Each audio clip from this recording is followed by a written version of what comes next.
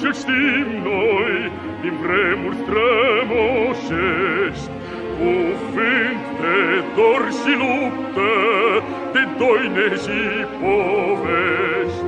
Dar dacă astăzi pacea e lege și sfut, e pentru că pe lume partidul s-a născut.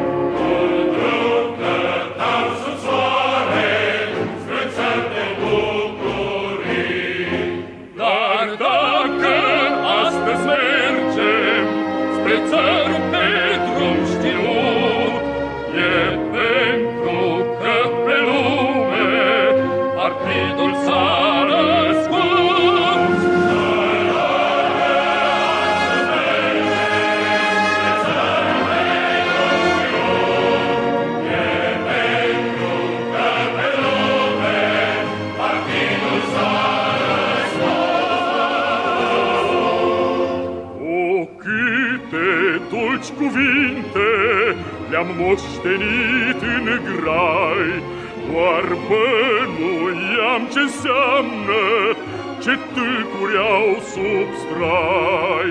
Dar dacă astăzi tâlcul de plin l-am priceput, e pentru că pe lume partidul s-a născut.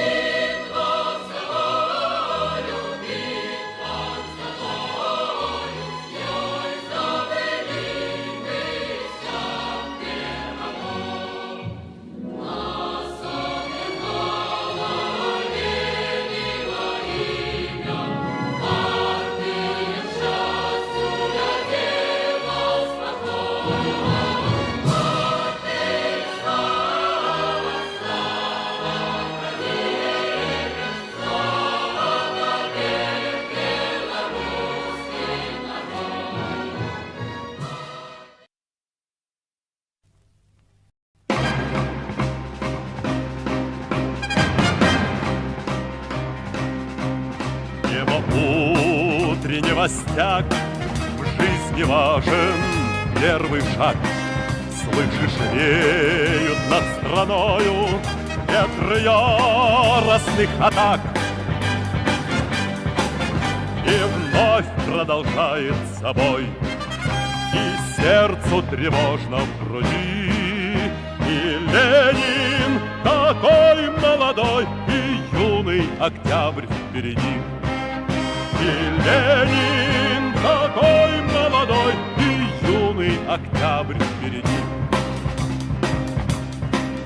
Весть летит во все концы, вы поверьте нам, отцы, будут новые победы, станут новые бойцы.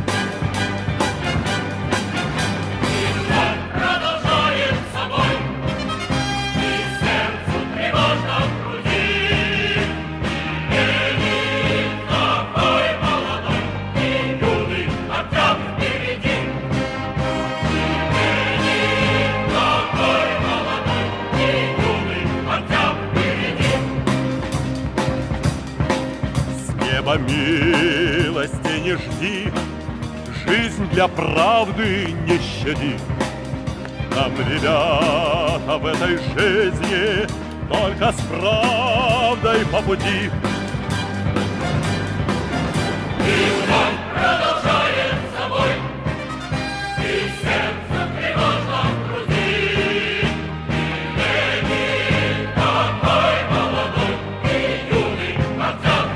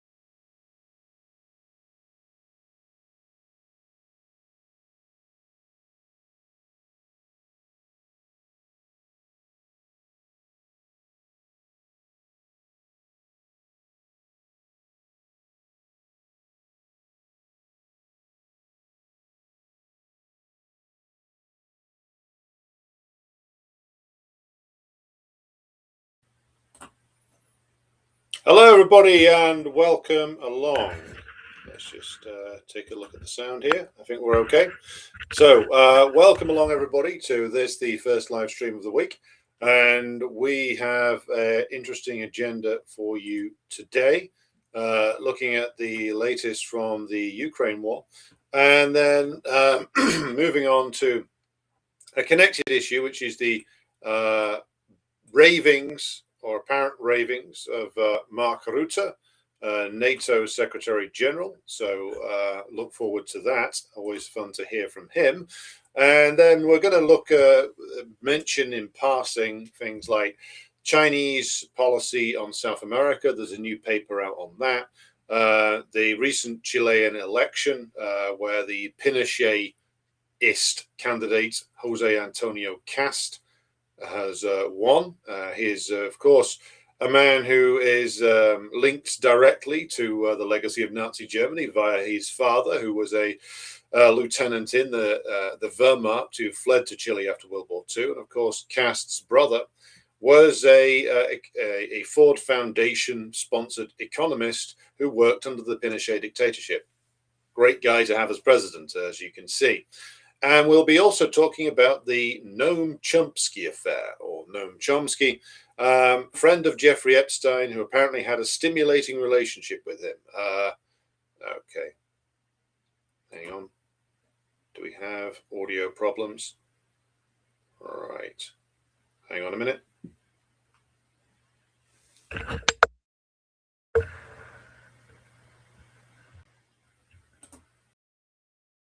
All right. Can everybody hear now? Do let me know if the audio problem is resolved. Let me just type in the chat here. Okay, so the sound is on. Okay, so yes, we're going to be looking at Noam Chomsky, friend to Jeffrey Epstein. We're going to talk about what that means in terms of the legacy of Chomsky and whether this is something that should affect how we view his work. So look forward to that. So we are going to start then with the question of the Ukraine war and what the latest from that is. Now, as you have probably noticed, the Russians are succeeding more and more on the battlefield in terms of making more and more dramatic and undeniable gains. So we will start there because that is the trigger for the recent rather frenetic activity from the White House, principally, but also from the Europeans and the British, etc. So, as we have spoken about before, the Russians are carrying out advances across the length of the very long front line in eastern Ukraine / Western Russia. Now, the big one, from my point of view, is and has always been the advance towards Slavyansk and Kramatorsk, which is speeding up now. Ever since the Russians moved forward recently into creating a sort of almost semi-cauldron around these areas. You can see on even like the pro-NATO maps, like Deep State and Live UA map, you can see quite clearly what the Russians are aiming to do and are succeeding in doing so, which is moving both from the north and the south and the east to slowly encircle Slavyansk and Kramatorsk, cut them off, and then isolate Ukrainian forces there, slowly eliminate those who are left or force them to surrender. Now, as I've emphasized before, these are two big areas because they sit on like a major road. Both of these cities sit on a major road. These are major transport hubs for the Ukrainian and NATO forces. And really, those from my limited knowledge of Ukrainian geography, I must admit, but these are the two last really big and significant places in Donetsk, in the Donetsk People's Republic.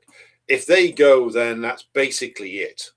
There's smaller settlements left. I'm sure that Syrskyi will continue the usual NATO method of like defending everything to the last Ukrainian. But Kramatorsk and Slavyansk, if those are taken, then as I think they will be soon, given the current Russian rate of advance, then there's really not much left for the Ukrainians can do in Donbass. So the initial objective, or one of the initial objectives of the special military operation, that of securing the safety of Donetsk and Lugansk, this will have been almost achieved when these towns fall. to the advancing Russian forces. Now, that will, of course, mean that the question of Ukrainian bargaining power within the negotiations will be, of course, affected by this, because the Russian demand for Ukrainian withdrawal from the rest of Donetsk and I think the barely 1% that they nominally control in Lugansk. I don't think there's any or significant numbers of Ukrainian troops there. But if they lose the rest of Donetsk, then that essentially means that the Ukrainian bargaining power is lessened. But it's not just in Donetsk where you see Russian advances. We can also now see that there are Russian advances around the Zaporozhye area. For instance, the Russians have been hitting Zaporozhye city with drone strikes and missile strikes quite recently. We've seen, of course, the Russians putting an enormous amount of pressure on the Ukrainian energy system all the way across Ukraine, to the point where there's now significant power failures in all of the major cities, including Kiev, which has always been something that the Russians have been working on for, well, 3 years now, really, since the latter part of 2022, and they slowly eroded the Ukrainian energy grids, and now they're up to the point where they can smash it, and you can't restore full functionality to it. So they are hitting Zaporozhye. They're also looking to, and there's various different claims around this particular development. They're also looking to do some. They have apparently crossed the river, one of the smaller rivers that leads up to Zaporozhye. So this is, of course, an interesting development. I'm unable to verify this. These are claims made by Russian Telegram channels mainly, but it would seem that the Russians are intent at the moment upon actually moving towards the Zaporozhye city, just as they have moved some forces lower down the Dnieper River up to the right sitting till they are sitting right on the border with Kherson city, which of course they withdrew from a couple of years ago to solidify their defensive line. Now, the Russians have an intent to take these, it would seem, which leads me to think that whatever is said about the negotiations isn't entirely serious, unless this is all just a bargaining tactic, which I doubt it is. Because this leads us, of course, to discuss what the Russian end game is, and we'll get to that in just a moment. But the pressure on the Ukrainian line is very intense in Donetsk. It's becoming more intense in Zaporozhye and down in the south as well. The bombing campaign to pressurize the Ukrainian energy system into becoming entirely non-functional, this continues apace. And with all of this in mind, and with the fact that the Ukrainians have suffered such severe losses and can't replace them now, this has given the US-led so-called negotiation process a much needed boost of urgency, shall we say. So the frenetic diplomatic activity of Steve Witkoff, who seems to be doing most of the work on this, not Rubio. Presumably he's too busy enjoying Bolivia's worst export, maybe in his brother-in-law's flat in Miami, like in the good old days. But Witkoff is doing most of the work in terms of the negotiations or the diplomacy such as it exists between Russia and Ukraine, including a meeting today in Berlin where Witkoff is present, as is the head of US Forces Europe, the general in charge of US Forces Europe. He's also attending along with the Ukrainian delegation, and the BlackRock sponsored serial killer Chancellor of Germany, Friedrich Merz. So they are all attending this meeting, along with General Christopher Donahue, who's the general in charge of the US Army in Europe and Africa. So a military presence will be there as well. So what are they aiming to do in this negotiation? What is the American aim? Well, if we work off the national security strategy and the pronouncements of the Trump administration, and if you haven't seen the program that I did the other day on the national security strategy, go be sure to check that out. It's available on YouTube and on Rumble and on Substack. So, and by the way, be sure to like and share this stream if you have not done so already. Good to see quite a number of you already here. So the question of the negotiations then, what is actually planned by the US side? So going back to the national security strategy, they say they want to bring the war in Ukraine to a conclusion. And the reason for that is, as we have spoken about on numerous occasions before, the reason for that is because the US realizes, or the more sensible people in the US power structure realize, that there's essentially nothing they can do to win this thing, that the sanctions war has failed. The attempt to destabilize the Putin system has not worked thus far, nor is it likely to, and as long as the war continues. And the Russian economy shows no signs of crumbling just yet. In fact, if anything, it's looking more durable than the US or major European economies. So the strategy has failed with regard to the overall strategy pursued since really 1991 by the US, the British, and others, but principally the US and Britain, which is to essentially turn Ukraine into an outsourced military garrison state. Remember when Zelensky said he wanted Ukraine to be a big Israel? Well, that's what he meant.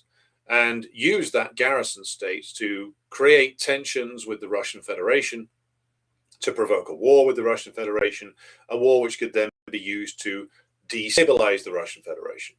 Now, this has all failed. If anything, there has been a degree of consolidation in Russia around the leadership of President Putin that would not have occurred otherwise.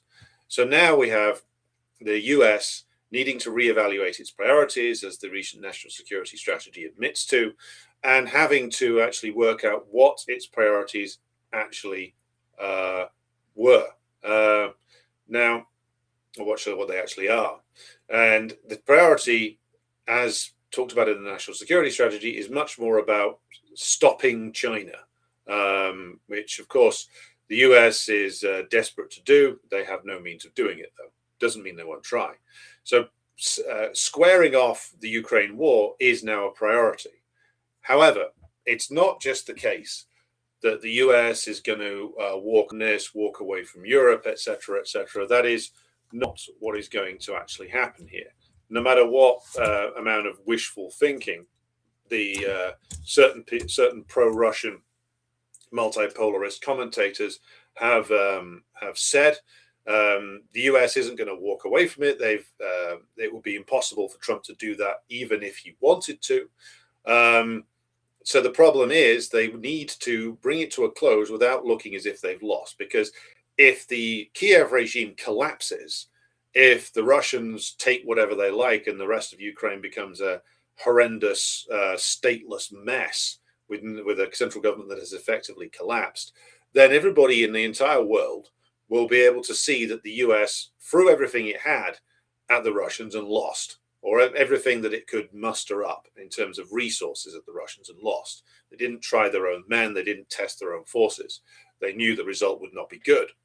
So now we have a situation where the US needs to bring this to a close. They need some time to essentially try and rebuild themselves, because the previous model that they were running on since the end really of the 90s, in fact, it's the model of US forces as they currently stand is, according to research I've done, essentially it's the Donald Rumsfeld model, which is which let's just call it for the sake of argument, the neoliberal model of the US armed forces, which is take it down to the absolute bare bones in terms of troop numbers, in terms of the number of forces you have, the amount of vehicles you have, everything down to like what's the minimum you can get away with, and then focus, and this is where the Obama years come in, focus more on gunboat diplomacy, aerial domination, dominating the information space, those kinds of things, to win your wars for you. Win your wars with firing minimal shots, or get other people to do the shooting for you. Now, it's become obvious that way of waging war has not worked, even with a puppet state like Ukraine, which had, at least it was able to field a significant number of men at various stages, still does, and also you essentially use the puppets to batter away at the Russians while you keep the puppet state afloat. This model hasn't worked.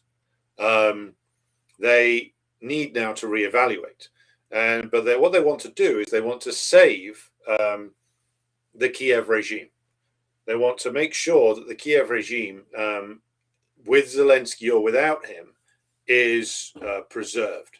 Now, and then they can walk away, or not walk away, but they can then freeze the conflict and make the claim that they are essentially, that they haven't lost, that it's a draw, that US credibility remains intact, that those dastardly Russians would have gone all the way to Calais in France if without the heroic resistance of the Ukrainian forces.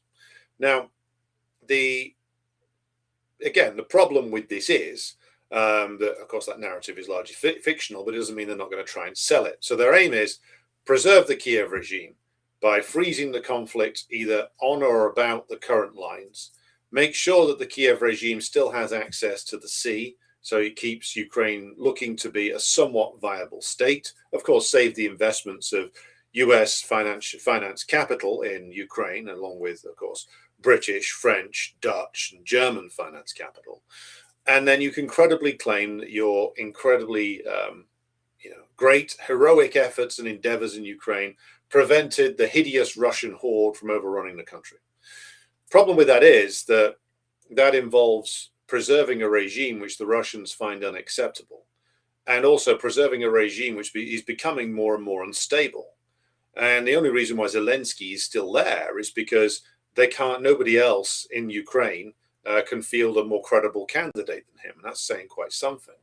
So the current negotiations, where you had the round of talks between Trump and Putin in Alaska a few months ago, where the Russians thought they had some kind of agreement with the US over the way forward. The Europeans and the British then came in and disputed this. The Ukrainians disputed it, because if the Istanbul Plus option, which is what Putin was pitching to Trump, and Trump appeared to nominally agree with it, that with Trump, I mean, God knows he agrees to 3 different things a day. So, the aim of it being that the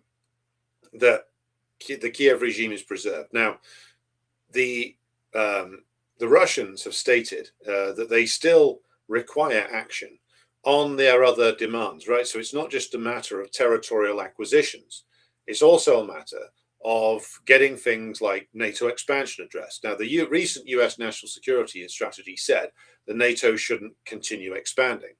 Now, saying it and enacting it, those are 2 different things. But they have now said that. So the question of Ukrainian NATO membership needs to be addressed. But also remember, we've talked about this before, remember all the way back in this time 4 years ago, 2021, if you can cast your minds back that far, the Russians presented 2 treaties to the US and to NATO HQ about NATO presence in Eastern Europe. Now, it might be said that the Russians were just pitching this as a point of negotiation, but it's still the case that the Russians want the question of the NATO military presence east of Berlin to be addressed. Now, will the US administration be capable of addressing that? Will they even want to address that? No. But that's still a point the Russians do want to see action on, which is the question of the presence of US, British, German, French, Italian troops in the Baltic states, in Poland, in Romania, in Bulgaria. And I can't really see anybody, any of the major NATO countries agreeing to address that point, which is that in the original treaty, the Russians demanded the withdrawal of all these Western NATO countries' forces from the former Warsaw Pact nations. The the Russians basically said, well, you can be in NATO, but we don't want Western forces sat on our doorstep, which, of course, the comprador regimes in the east of Europe all scream blue murder, because really it's the presence of foreign troops is a key part of their control over their domestic populations, because these aren't popular regimes anywhere in Eastern Europe. Arguably, the only some tolerable regimes to their own population are, again, this is arguable, Orban to an extent has a popular support base. Fico does in Slovakia. The Poles have a slightly more stable political system, but I would argue that's something of a Potemkin village. Need to do more work on the current Polish situation. But Romania, Bulgaria, these aren't countries with a great deal of stability. I mean, the Bulgarian government, for instance, just quit after widespread protests against it and have disastrously decided to shove Bulgaria into the euro, which is something that any politician who is in favor of that in Bulgaria should be chased out of public office immediately. It is a disastrous decision. However, to go back to the point, the Russians' demands from 2021 are still not being addressed, nor will the US want to address them. The US certainly won't want to talk about withdrawing American forces from the east of Europe, not immediately, because that would look too weak. It would also trigger, if Trump tried to do that, it would trigger enormous domestic backlash against him. Possibly, you would see the Democrats and some of his own party, significant numbers of his own congressmen and senators, would rebel and potentially move to either impeach or censure Trump severely. So there's no way he can do that. The announcement of the end of a NATO expansion in the national security strategy is probably the best you're going to get. And even then, if they try and enact that, I can predict that somebody in the US Senate will start immediately making trouble over it. Now, to go back to the point about negotiations, so the US has now pressured Zelensky into openly stating that he doesn't want, he's prepared to drop the commitment to wanting to join NATO. But, of course, what Zelensky and the Ukrainians want in return is legally binding guarantees from the United States over the defense of the Kiev regime. So now the point about this is that what the Kiev regime is wanting is essentially a binding Article 5 style commitment now to defend it in the case of if the war breaks out again. And they want this passed through the US Senate, which they could get. My guess is they could get the numbers in the US Senate to pass that legally binding guarantee for Ukrainian security. Now, of course, that doesn't mean that the US is going to live up to that. The US has walked away from many legally binding agreements over the years. I mean, lawyers don't have many divisions at their disposal. Now, the other point is, though, that if the Kiev regime's demands are for an Article 5 type commitment from the US and the other major NATO powers, and we get also the demand from Macron, Starmer, and Merz that NATO troops be committed to Ukraine, well, the Russians aren't going to agree to this. And again, Merz, Macron, and Starmer all know that, which is why this demand is designed only to sink negotiations. So for all the frenetic activity that's going on at the moment with regards to negotiations, with regard to concessions from the Kiev regime, to the dropping of the NATO commitment, which, by the way, the question of NATO was something that even Biden kept saying that Ukraine wasn't going to join NATO for now. It was dangled out there as a potential for the potential membership for the future, just as membership in the EU was dangled out there. But my guess is that there would even without the special military operation, there would have been no way that Ukraine would have been allowed to join NATO. Why? precisely because of that Article 5 commitment, and because that's not the purpose of Ukraine. Ukraine is meant to be an arm's length outsourced military force for NATO, principally for the US and the British, but with the French and the Germans along for the ride. And if Ukraine joins NATO, and if Ukraine joins the EU, gets voting rights, etc., and then there's an obligation on the major European and states and the United States to defend Ukraine, then that removes the point of the puppet regime. The point of the Banderite puppet regime, which is run currently by Zelensky, is that they don't have these difficult to get out of and embarrassing if they're dropped legal commitments to it. They are able to retain flexibility with that relationship. The point of the Ukrainian regime, as I've said over and over again, is that it was meant to serve as an outsourced military, essentially for the whole of NATO. Ukraine was meant to become, and did, this big garrison state where, its resources could be ripped off and exploited by BlackRock and the Vanguard Group and others. But principally, it was meant to serve as a large-scale garrison state, whereby the military forces of the NATO pact nations would keep Ukraine supplied with certain weapons, would train the forces, would provide the intelligence, would provide the satellite systems, would provide the specialists. Remember what we said a while ago about the US British way of war, which is that the US way of war is now more and more about following the British way of war, which is to conduct your wars like you are essentially a management consultant. So the principal industries of Britain are no longer actually to do with manufacture of commodities. It's finance, to a certain extent technology, though not to a large extent, but management consultancy is one of the biggest industries in this country. And that, of course, is the bullshit industry. But they wanted to run the war like they would run essentially a management consultancy project, which is that you supply, in the case of the war, you supply the specialists, contractors, which are the British military officers and the British intelligence officers. You supply certain bits of tech, you supply certain bits of military equipment, you do training, but you remain one step removed away from the potential disastrous comeback of the Russians if you are seen to be attacking the Russians directly. So, to go back to the point about NATO, this is why Biden said over and over again that there would be no possibility of Ukraine joining NATO for now, because Ukraine was never meant to be part of NATO. It was meant to be, and again, kept at arm's length and used as Friedrich Merz actually rather honestly said earlier this week, that Ukraine is the shield of Europe. Now, what is a shield for? The shield's for absorbing blows that are meant for you.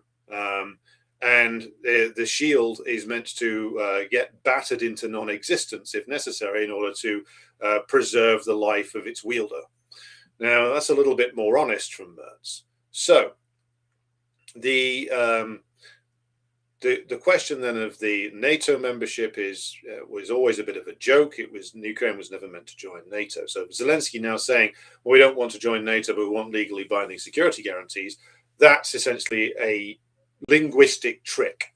It's a linguistic trick because what they want is essentially the same thing. The same thing as Article 5 will be provided via legally binding guarantees of Ukrainian security, meaning that the US is legally bound to protect Ukraine with its own forces. Now, that will absolutely not happen under any circumstances. But the US will probably give certain guarantees, but they'll be worded in a lawyer's manner, which enable the US to, shall we say, slip out of any real and binding actual obligation. So this whole negotiation process is really a dance around a rather obvious fact, which is that even with all of this going on, even with this nominal concession by Zelensky even with the US talking more about needing to end the war, there's still no real prospect of this happening, because let's imagine for a moment that the US does manage to, or does push on with this commitment to actually bring the war to a close. Well, what happens then? Well, then you have, let's talk about this first from the Western point of view. From the Western point of view, let's assume that the current front, that the Russians take the rest of Donetsk and control all of Donetsk and Lugansk, and agree to freezing the conflict line where the current front line is, and that Ukraine becomes something of a neutral state. And let's assume for a moment, from the Western point of view, that they don't put in so-called peacekeeping forces directly into Ukraine, but use the opportunity to try and rebuild the Ukrainian armed forces. Well, one of the things you're going to get once the conflict comes to an end, and once there is even a fragile peace breaks out, you're going to get a load more people leaving Ukraine. In reality, you're going to get people probably hitting the road and going west, because not only is Ukraine going to be a severely damaged state in terms of its infrastructure, in terms of what industries it's got left. Most of the industries in Ukraine were, of course, in the east. So a largely deindustrialized agricultural state, which the remains of its industry are all owned by foreign entities now. There's not much of a prospect for Ukrainians who live there. So the younger Ukrainians will probably turn and go either west or east. Some will go to the west and work as cheap labor in Germany or Italy or France or Britain. Some will go east and probably join relations they've already got in Russia. So this is the problem. They run the risk, if they bring this to a close, of Ukraine becoming more dysfunctional, because the authority of the Zelensky regime is already weakened. There's significant resistance to the Zelensky regime all over Ukraine. Resistance, armed resistance, taking place against the press gangs. There's more and more talk of credible reports of Western Ukrainian resistance against the Zelensky regime, and of course pro-Russian or Russian-aligned resistance groups in central Ukraine. So the authority of the Kiev regime, once the peace occurs, and indeed if the mobilized men then come home and bring the tales of the front line with them, then that is likely to be devastating for the Kiev regime, because of course under the conditions of martial law and strict military censorship, etc., some stories will come back via wounded men and some men who come get some kind of leave, but the bulk of if the bulk of the Ukrainian army then leaves the front line at some point and comes home, then that's going to lead to a flood of stories and horror stories about what's been done by the Ukrainian government and NATO to Ukrainians on the front line, and you're going to get a very unstable Kiev regime as a result. More than that, the Russians still want to see the anti-Russian measures in the Ukrainian, we've gone through the Ukrainian Rada, both after 2014 and after 2022, want to see those reversed. So the basis for Banderite fascism, they would say they still want to see that unraveled. Now, if all of this happens, what the West is going to end up with is not just an unstable regime, but a regime that could well disintegrate in front of their very eyes. And so BlackRock and Vanguard aren't going to be making good on their investments if the country is an unstable ruin that can't be governed, that becomes essentially depopulated. So they don't want to see the kind of disintegratory effect of a peace deal happen to the Kiev regime, which means that a peace deal needs to, from the Western point of view, secure the Kiev regime somehow, which is why they're talking about stealing those billions and billions of Russian assets currently held by Euroclear in Belgium, because they want to use that money to bolster the Kiev regime and secure it in place. And so the needs of the West are for a end to the war, a temporary end to the war, that preserves the Kiev regime, that preserves it in a stable fashion, which enables them to then go back and build up their own military infrastructure, their own military industrial military industrial production facilities, and then be able then, as they hope, to restart the war in 4 to 5 years' time, which is, of course, something which has been more or less openly stated by Starmer and Merz as well, that they essentially rearm themselves and expand military industrial production so that they can basically start the war again in a few years' time. Russians know all this, and the Russians know that this is what both the Europeans and the Americans need to happen, and that any peace treaty which is reached now is only going to be something which is used to essentially then rebuild the Kiev regime to have another go in a few years, which means that none of this is going to go anywhere, basically. Like, all of this is just basically Trump and Witkoff and the various other American representatives chatting shit. And there's nothing that they can present to the Russians that is acceptable to the Europeans and the British is going to be something which can pass muster in Moscow. And the Russians don't need to make any concessions now. From their point of view, they are now completely in the driver's seat. They are making their advances. They will have the rest of Donetsk by probably the springtime of next year. So really, what is what is the prospects for this? It's very the prospects for peace via this are incredibly limited. Like, there is no real way that the West can concede enough to the Russians that the Russians would consider acceptable. The Ukrainian puppets can't win the war, and they can't turn back the Russian advance. So what is the game ultimately? The game ultimately then is to desperately keep the war going at all costs. That is the French aim, that is the German aim, that is the British aim. They're the ones that count. You could argue that Italy does as well, but far less than those three. They want to continue it. Now, they want to continue it with significant support from the United States. The Trump administration wants to try and get the Europeans to run this thing for them. They'll probably end up with some kind of messy compromise where the US ends up giving loans to Europe, which are then given to Ukraine.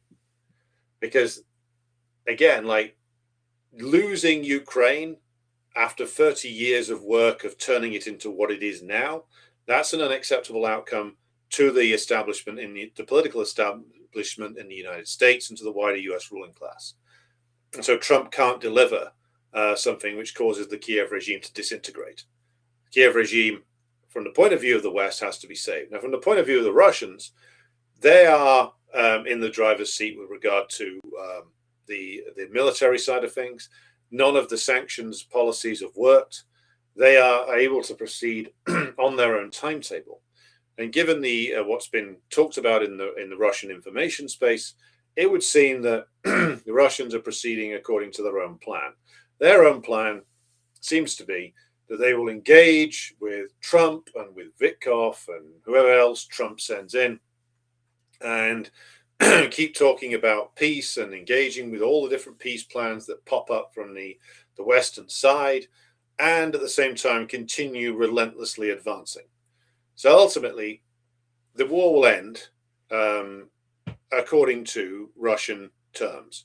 And the Russians will end it essentially by taking the rest of Donbass, taking the entirety of the coast, thus making the Kiev regime essentially unviable. And the only question then is, well, do they end this by taking Kiev itself? I've said before that I think that is the only way it can end, because as long as Kiev still stands, as long as Zelensky continue to do green screen videos live from a studio in Lvov and pretend he's in Kiev. They will continue to flood the Banderite regime with weapons and money if they possibly can. They have a limited ability to do that these days. But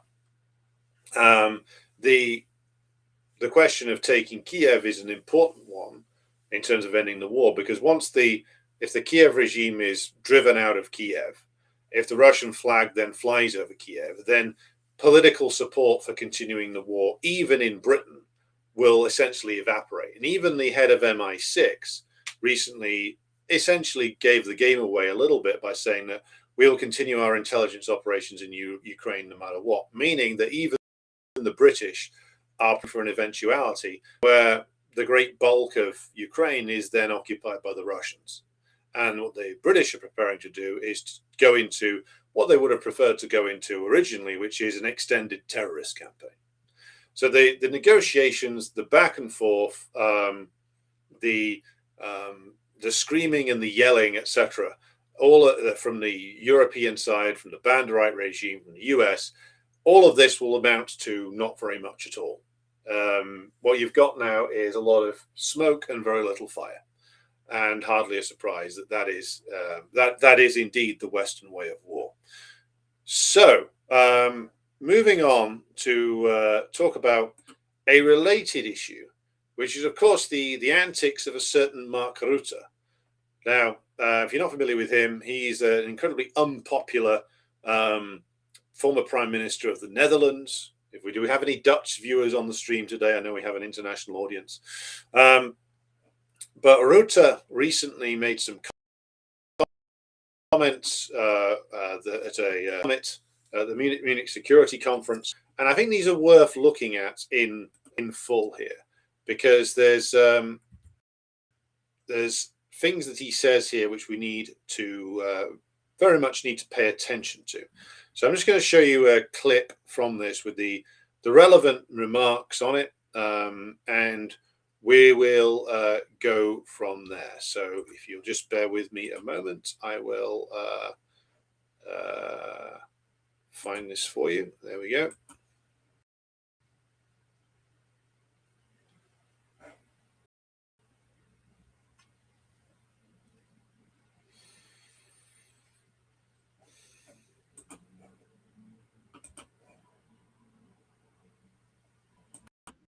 Just imagine if Putin got his way. Ukraine, his forces pressing against a longer and a significantly increased risk of an armed attack against us. It would require a truly gargantuan shift in our deterrence and defense. NATO would have to substantially increase its military presence along the eastern flank, and allies would have to go much further and faster on defense spending and production.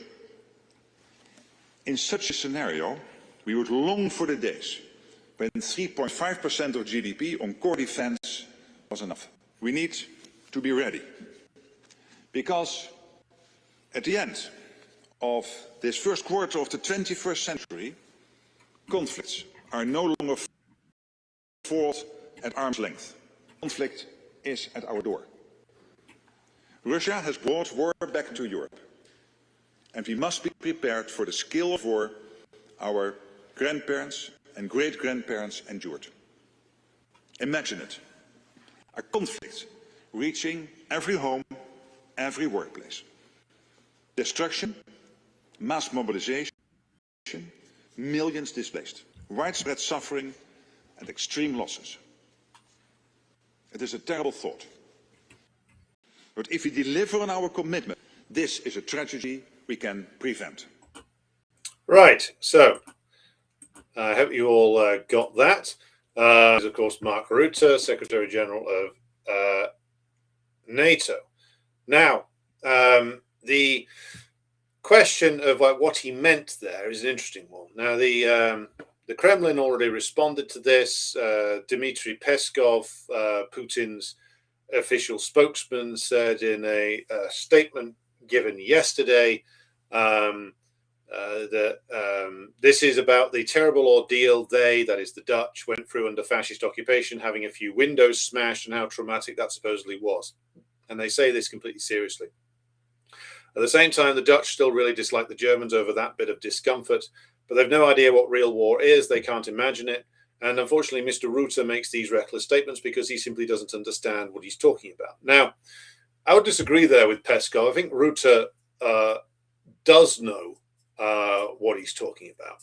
And again, the question of, well, who is actually the target of Rutte's words and threats there?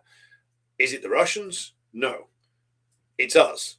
It's the people inside the European nations and the NATO nations. That's who the target is. Bear in mind also, what was the purpose of NATO originally? It was to keep control for the current ruling classes of the Western European nations. What was the purpose of Operation Gladio? That was domestic terror run by the intelligence services of Britain and the United States, France, West Germany, Italy, in order to essentially keep, again, alternative socialist alternatives in very much under control and remove the potential for socialist governments coming to power anywhere in Europe. And again, Gladio is a terror operation directed at us. Now, what is the purpose then of Rutte's words? Rutte, again, I wouldn't say he's a stupid man by any means.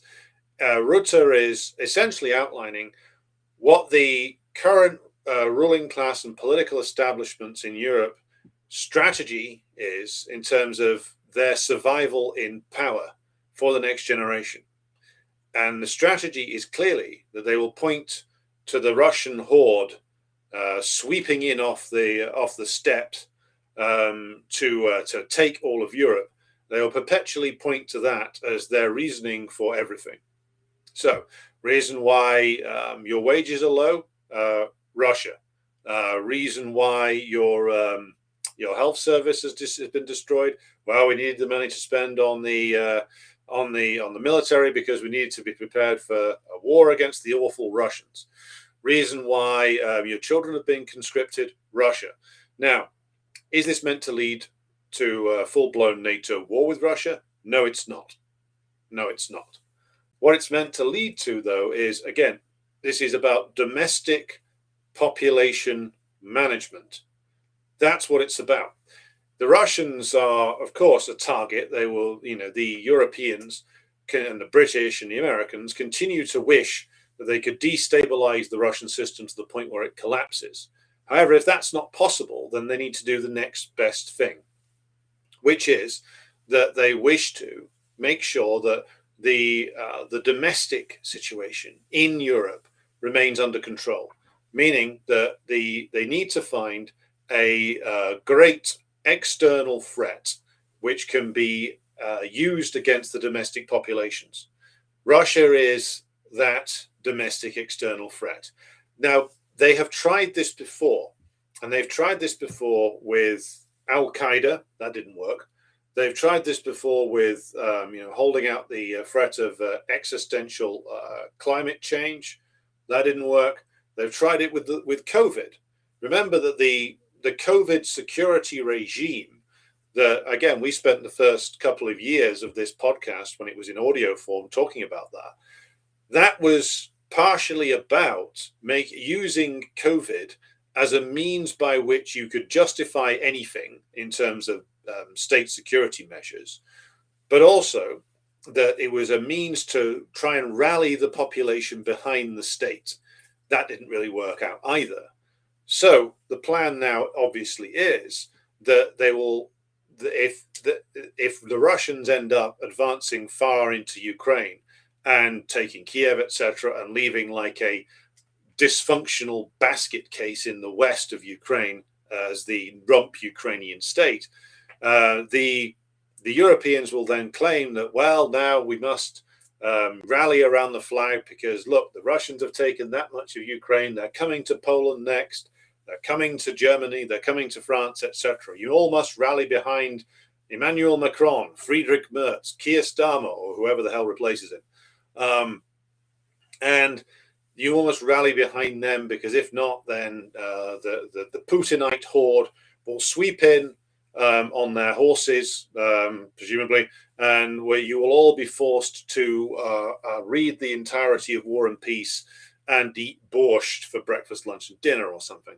But the plan, more seriously, is that the Russian threat will be the primary political organizing modus operandi of the establishment forces in Western Europe for the foreseeable future. That is their plan. Their plan is not to go to war with the Russians. Their plan is, if the Russians end up leaving rump Ukraine in the West, then that will end up becoming some kind of like Euro-NATO puppet state. The target of Rutter's words is not Putin. It is not the Russians. It is, well, only partially them. The principal target is us. The principal target of NATO has always been us. The principal target of the intelligence services have always been us. It's, and if not us physically, then us mentally. And that is what this is about. They know, that is the strategists of the imperial core nations, they know very well that they can't offer a better life for anybody anymore, that social improvement has stopped, that there is no prospect of economic improvement, only stagnation for years and years and years. So partly this is about having a revived military industrial base, or at least they think they're going to get that. I don't think they are. But mostly this is about control. This is about presenting a dire existential civilization ending threat sitting on the European border, and therefore you all need to rally behind NATO and the EU. That's the reasoning behind Rutter's statement. So there will be a state with Russia of constant near war. So that'll be constant tensions, constant provocations, sinking of Russian vessels, terrorism in Ukraine and in Russia itself, all sponsored by the CIA, MI6, and various other different Western intelligence agencies. And so that they will seek to keep the tension in the east of Europe constant. They'll seek to keep everybody on edge. They'll seek to keep everybody afraid that unless you vote for the establishment parties, that Putin's going to sweep in, or whoever replaces him is going to sweep in, and it's going to be, you know, a combination of fascism and Stalinism for everybody. And this is what they're going to use. And the principal people who will fall for this will be, of course, the European middle class, the European petty bourgeoisie, labor aristocracy, etc. Those who turn out the most in elections. That's who this is targeted at. They're the moronic set of the population, the worst idiots in the country, who, because they have a little bit of money, they believe themselves to be educated, and that, of course, makes them very stupid. That's who this is all targeted at. This is about regime preservation in Europe and in the EU and European NATO countries. And it is about, again, managing the domestic populations via fear of the Russian horde. That's what this is about. Now, will it work, as someone in the chat has asked? No, I don't think it will. It won't work because you cannot just rule through fear alone in the end. There has to be more to it than that. There has to be at least a significant section of the population whose lives are getting better under the current system. Even the petty bourgeoisie and labor aristocracy in Europe will not win from this. Not really. There'll be some wins. There'll be like those there'll be more people employed in relatively decently paid jobs in the defense industry. So that's a potential political base that this could, be based to sort of have as its foundation. But the great bulk of the population's lives are only going to get worse because there's no prospect of serious economic revival in Germany, France, Italy, Spain, or Britain, or any of the smaller European Union countries. So it will only work temporarily. The long-term disintegration of the authority of the political systems of Europe will continue, and Britain will all continue. they will just desperately use this to try and shore themselves up. And that's what Rutte's words are really all about. So we're going to talk more about that on the live stream that we're going to be doing on Thursday of this week for the Decline and Fall show. So be sure to tune in for that one. Now, just a couple of South American stories for you today to take us up through the next half hour or so. Now, there's the Chinese have recently released a paper on their policy towards Latin American and Caribbean nations.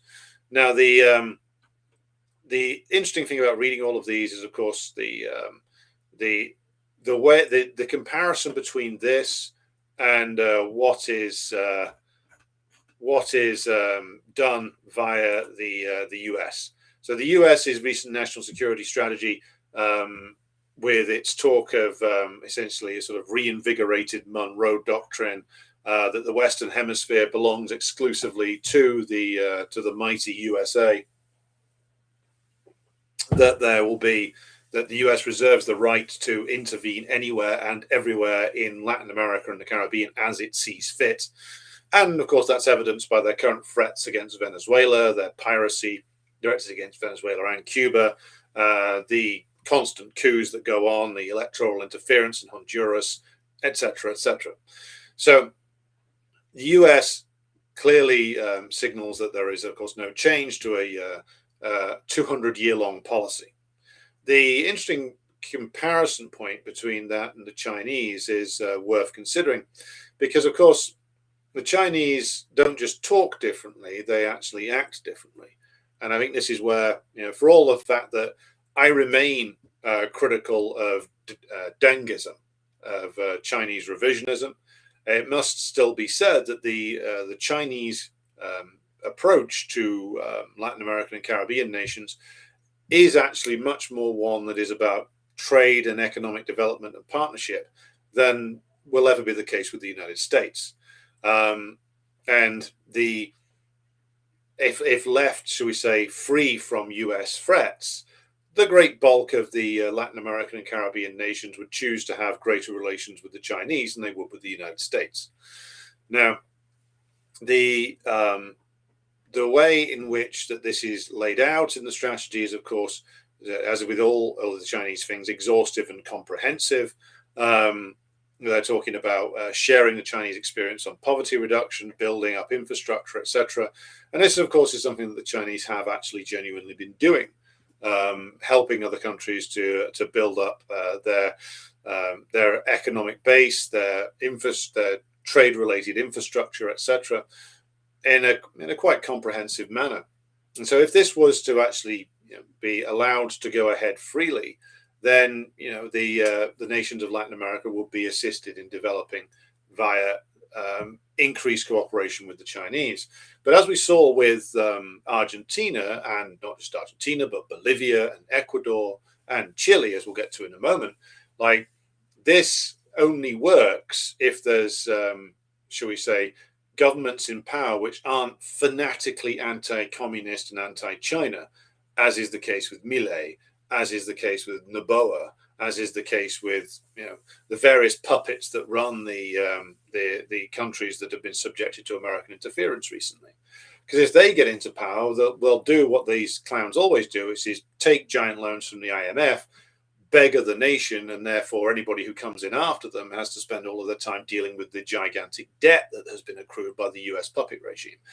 Though that's, of course, is what our friend Senor Milei has been doing in Argentina. So the prospect for development in Latin America and the Caribbean is, of course, great if cooperation could be built with the Chinese. But what always has to be kept in mind is that the Chinese might be prepared to offer this trade and economic development package to anybody who's in power without discrimination.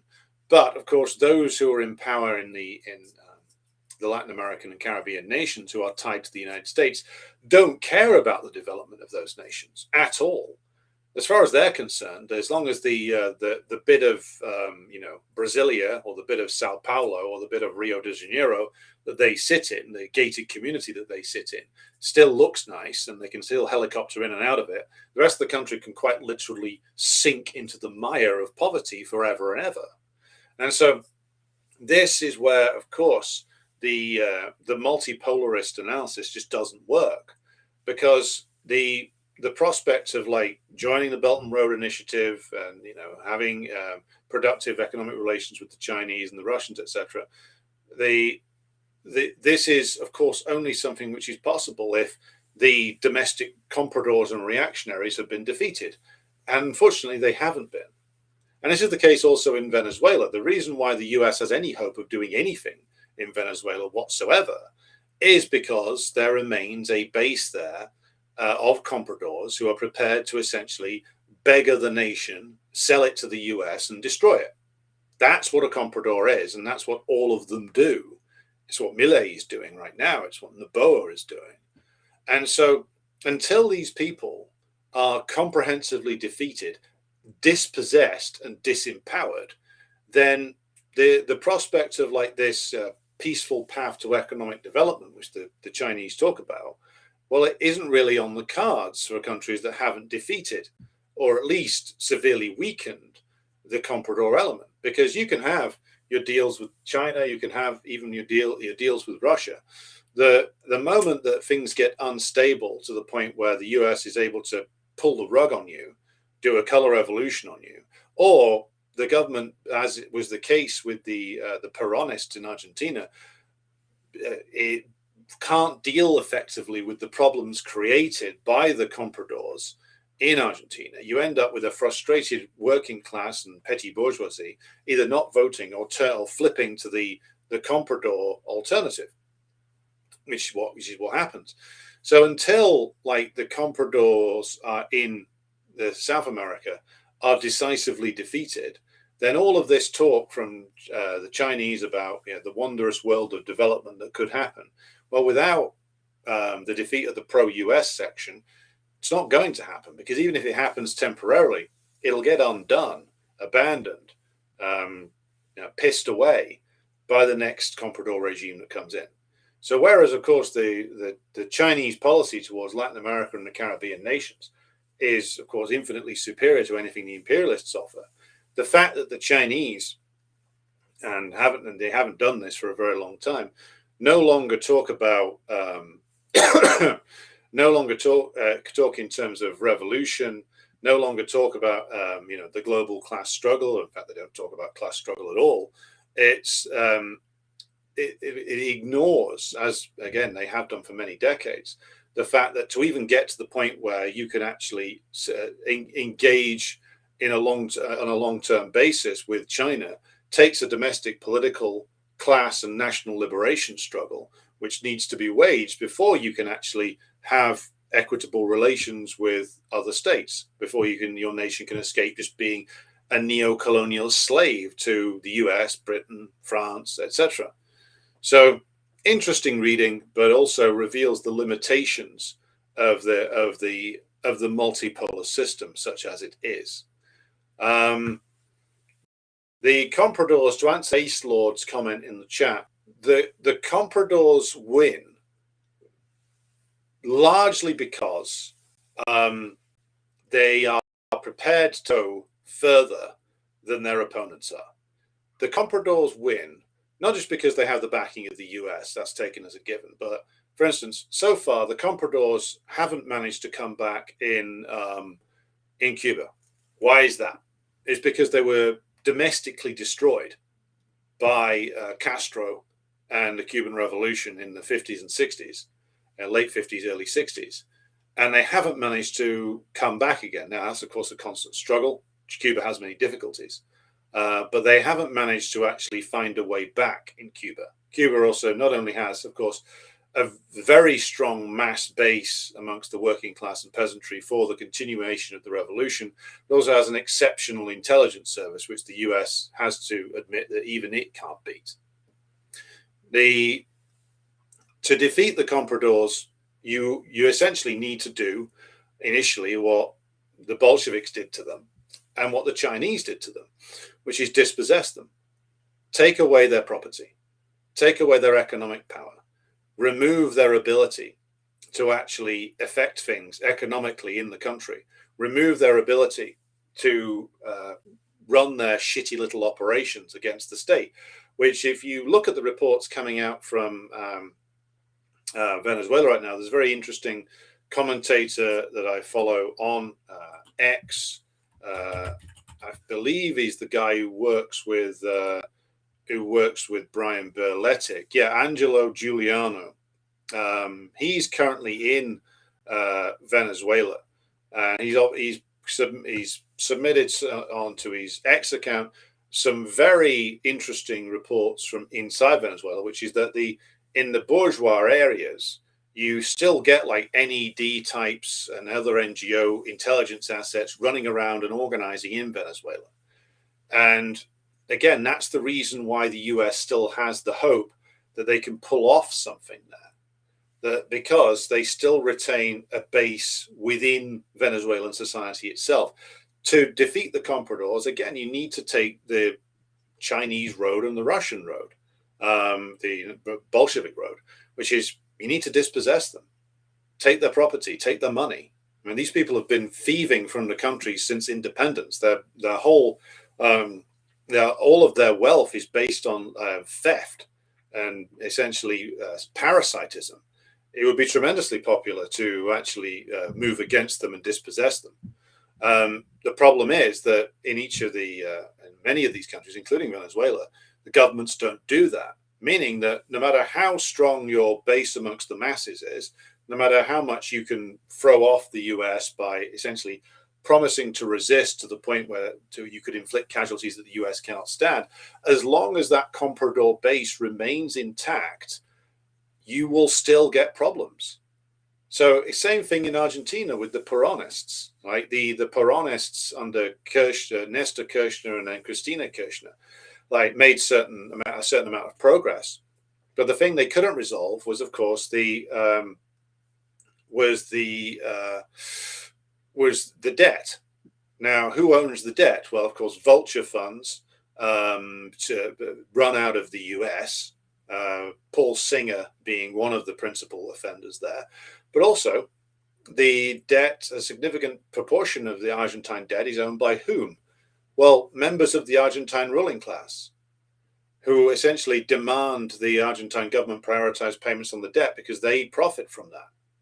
So you until you remove these people's ability to influence things, which means, again, canceling the debt, essentially, turning around, refusing to be part of the US-led system anymore.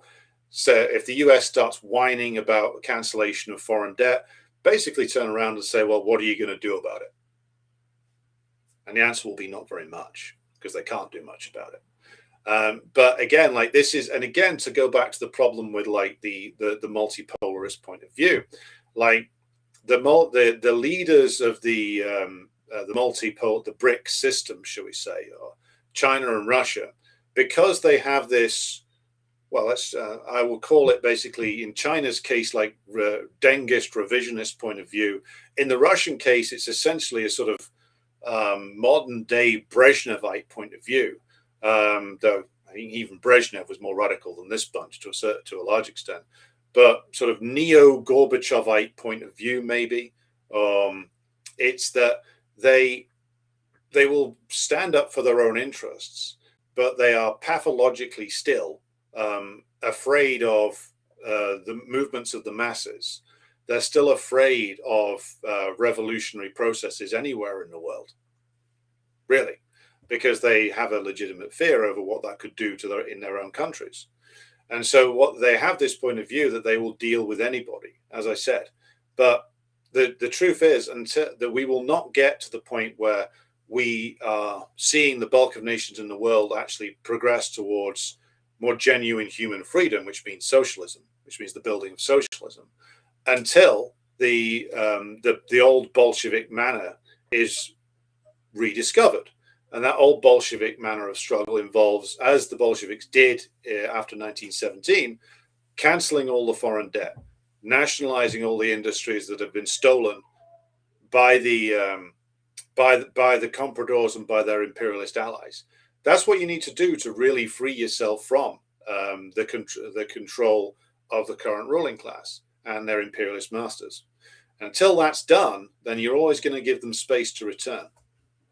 So, final thing on the agenda for today. I mean, what I'll do is the Chilean election deserves more time than I have today, so I'll return to that on another occasion. Final thing today, though, which is, of course, Noam Chomsky, notorious pseudo-dissident and celebrity in the United States, has been credited as being like the great hope, or should we say the great way in which you could genuinely understand the US system in a critical fashion, has been, of course, exposed recently as being good old Jeff Epstein. And you can see there, this was photos released by the House Oversight Committee in the United States. You can see there's Noam, there's Steve Bannon, presumably at a cocaine and hookers party around at Jeffrey Epstein's place. Now, it should be said that, of course, Chomsky has not just defended his relationship with Epstein, he's basically said, you can't ask me questions about it. Now, I want you to remember, I'm going to leave this photo of good old Noam there on the screen for you so you can all enjoy it. I want you to remember what Chomsky's political record is, because for all of his proclamations of his anarchism, Chomsky has reliably, over the last 20 years, told everybody to vote Democrat. This is, you go back to 2004, he was telling people to vote Democrat. 2008, 2012, 2016, he went on the record calling for a vote for Hillary Clinton. 2020, he was all behind Joe Biden. 2024, again, vote Democrat for harm reduction. Every single time he's done that. So now the point about Chomsky is that he is what I call him a licensed dissident. What do I mean? I mean that, like, the US system, I'm going to get rid of that photo now because it's disturbing. The US system requires a certain amount of dissent to be publicly acknowledged. What's important about the role that Chomsky plays is that he provides this sort of pseudo-radical analysis that leads you nowhere. Politically, it leads you nowhere, because you get, radicalized by, like, manufacturing consent, or Chomsky's critiques of the Israeli actions in Palestine, as long as you don't, criticize his good friend Ehud Barak too much. But where does it politically take you? Takes you back to the Democratic Party again. And that's the kind of dissent that's allowed in the United States. Because if you take your dissenters right back into the parties of oligarchy, one of the two of them, then that's fine. You'll be promoted. Chomsky has been consistently promoted by the corporate press since the 60s, since the days when he was on the TV with William F. Buckley. And this is what you have to bear in mind. Someone like Chomsky can say, critical things about the system because he can be relied upon to be, number one, very, very anti-communist, and also anti-national liberation wars. At least he'll fudge and waver over those in a way that basically leads his people who follow him into a dead end. So you can be a dissident as long as you are not leading anybody anywhere that could actually challenge the system. That's the point about Chomsky. That's what he's always been there for. He is a licensed dissident.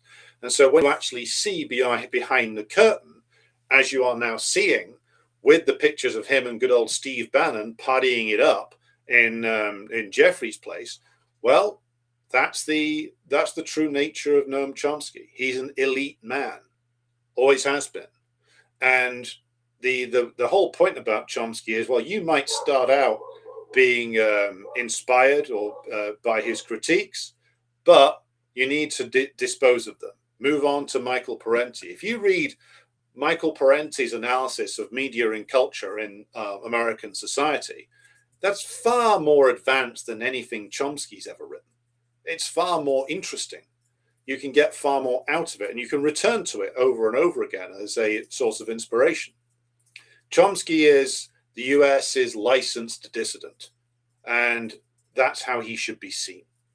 Now, we'll be saying more about Noam Chomsky on the Decline and Fall show this week, coming up live Christmas special on Thursday at midday Perfidious Albion time. So be sure to join us for that one. As you can hear, the dog is making vocal contributions now. So that's probably my cue to end things for today. Thanks to everybody who's joined the stream today. That's a good... let's just take a quick look. Yes, that's a good like 400 odd of you on the stream today. That's excellent. Thank you, all of you, for joining. There will be another stream for those who subscribe on Patreon at 7 p.m. tonight, where I'll be taking questions. But I will be back with you again for another show on Wednesday on YouTube and all the other usual platforms. Please join me again for that one. And be sure to like and share and subscribe on all the different platforms that this show is available on. Thanks everybody who supports the show. Thanks everybody who supports it on Patreon, Substack, Buy Me a Coffee, etc. See you again soon. And until then, remember, stay away from parties that involve Noam Chomsky and Steve Bannon.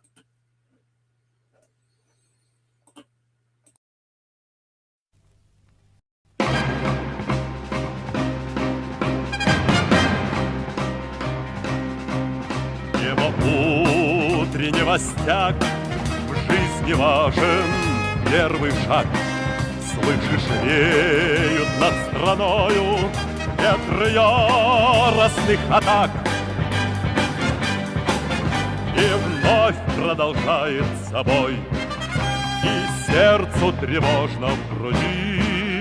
И Ленин такой молодой, и юный октябрь впереди.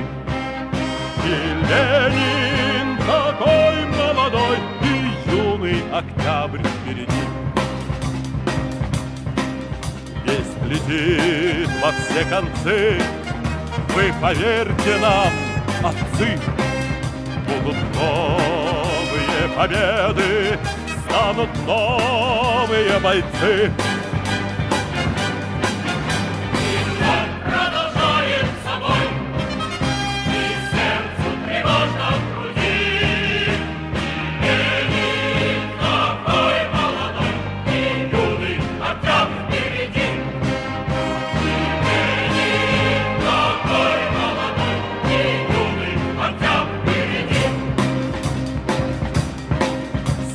Милости не жди, жизнь для правды не щади.